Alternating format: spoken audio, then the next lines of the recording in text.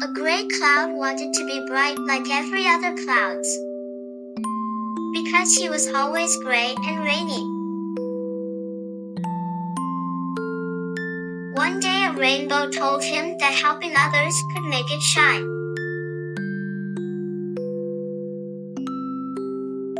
The cloud decided to rain on a dry field and make flowers bloom.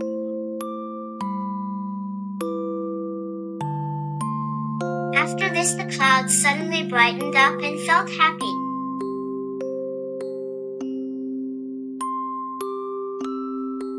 Since then the cloud stayed bright as the others and always happy, shiny, and no more rainy days.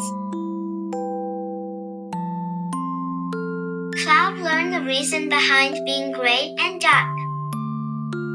Since then he's helping others and it helped him staying bright and always happy.